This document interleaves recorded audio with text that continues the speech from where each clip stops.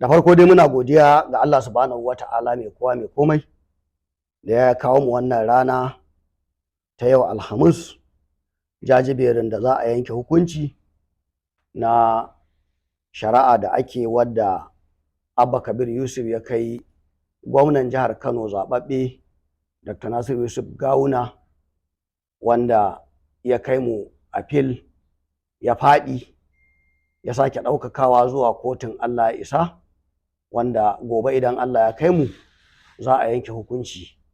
Kuma shi ma kamar inda muka saba faɗa cewar in Allah ya yarda abin da ya faru a appeal shi zai faru a wannan Supreme Court. Za a tabbatar da nasarar Dr. Nasiru Yusuf Gawuna da kuma mataimakinsa Murtala Sulangaro, kuma a zo a rantsar da su a ci gaba da mu'amala. Akan haka muke, mu abin da muke faɗa kullum roƙo muke yi kuma da addu'a. Na farko ma da muka kai, kowa ya sani wata 6 aka kai ana gwagwarmaya, kuma duk sanda zan yi magana na kan ɗan waiwa wannan tarihi cewar ba a ma damu ba, ban ma san me muke ba. An ɗauke mu ma kanmu ya buga, muna shan magani, babu abin da ba a faɗa ba. Kuma ita wannan ƙara idan an kai gwamna ko shugaban ƙasa wata 10 ake, kuma daga yau ɗin nan da nake magana zuwa gobe an yi wata 10 cis.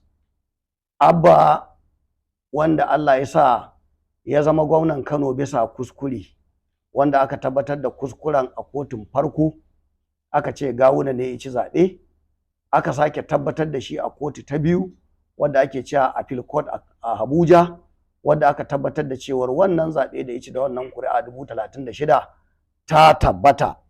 Tabbatan ma da ta yi bayan tabbata, akwai kuma wata gaba muhimmiya wadda aka ce ma shi ba ma ɗan jam'iyya ba ne, ko kuma jam'iyyar tasa ba ta tsaye da shi bisa ƙa'ida ba, kamar inda lauyoyi duk sun yi bayani.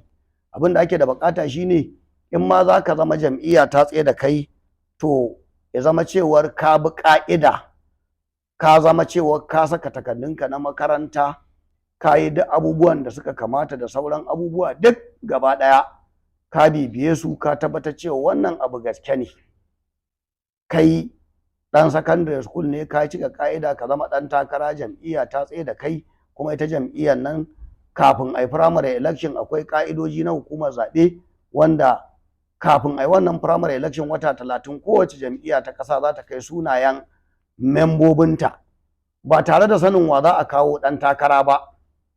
Kowa ma ina ciki inda ɗan jam'iyya ne, amma idan baka ciki to baka ci wannan ƙa'idar ba, ko da ta kawo sunanka ba ta bi ƙa'ida ba, to nan ma an yi babban kuskure, shine ake cewa forgery, wanda muka kira wannan abun a matsayin da kafil. Aka ce to ita kotun ma ta baya kamata, bayan ta ce Abba ba ɗan jam'iyya ba ne, to kamata ima a kai shi a yi masa hukunci.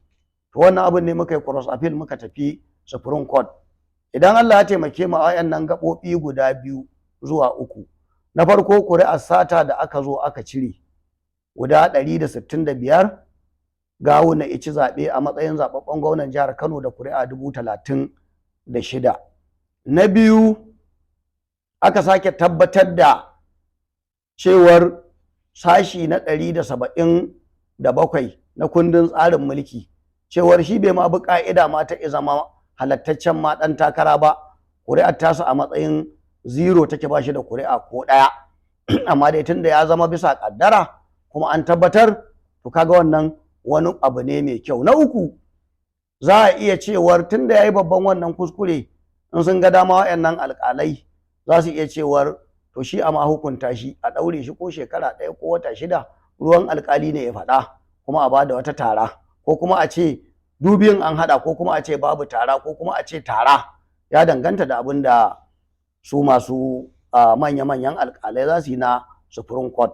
Wannan shine hukuncin da muke sauraro, muke jira, wanda kuma ina gabansu, sun kira lauyoyinmu, sun mana tambayoyi, sun kuma ji duk kowanne bayanan kowa. Kuma alhamdulillah yanzu abin da ya rage shine sun gama duk sanda alƙali ice da kai zo, to ya gama yanke hukunci.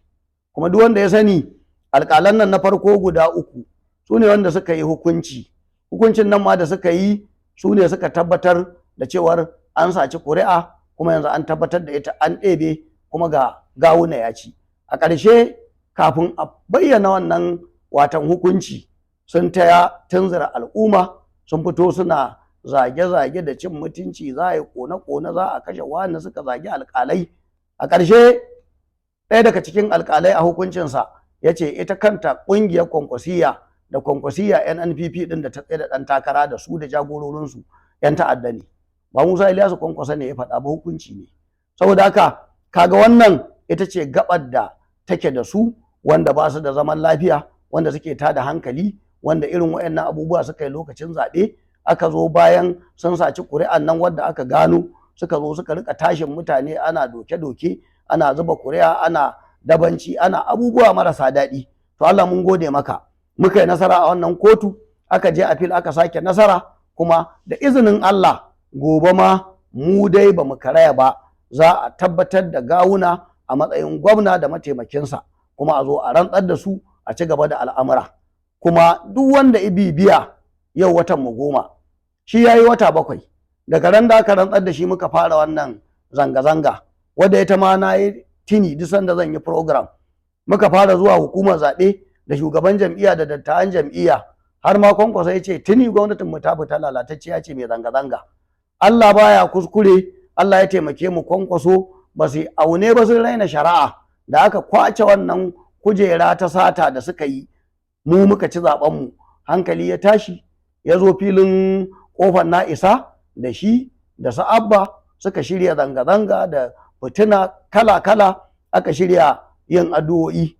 Allah cikin ikonsa a wajen addu'a sai Allah ya ansa abin da ya faɗa da bakinsa, yace mu gwamnatin mu ce ta lalace, ta kusa tafiya, duk wanda take zanga-zanga lalatacciya ce. Sai ga Kwankwasa ina zanga-zanga.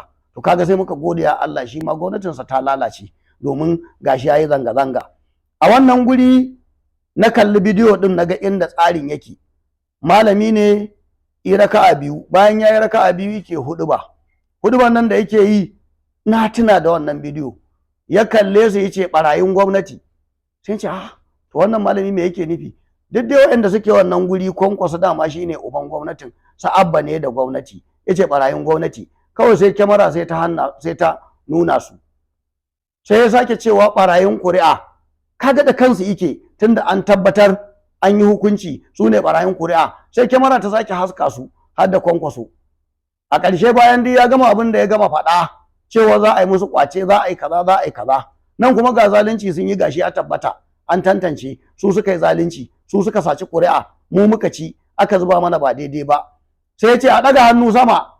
Duk wanda yake wannan guri sai ya ɗaga hannu, tun daga kan gwamna, mataimakin gwamna da 'yan karabuti da suka ɗaga hannu. Kwankwasa sai ya ki ɗaga hannu. Wataƙila shi ya gane, domin malamin nan fa da su yake, dan me zai zage su? Ya ce barayin gwamnati kuma ya nuna su, ya ce barayin ƙuri'a kuma ya nuna su, ya ce kuma a ɗaga hannu a yi addu'a.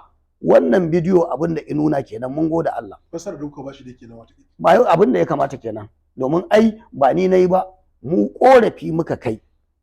Da muka je muka ce a duba zaɓe na hukumar zaɓe a review a cikin ƙa'ida, idan an yi abu ba daidai ba, to a kwana 7 za a iya daidaitawa, a ce an gano kuskuren nan gaskiya ne, aka ce mu tafi kotu.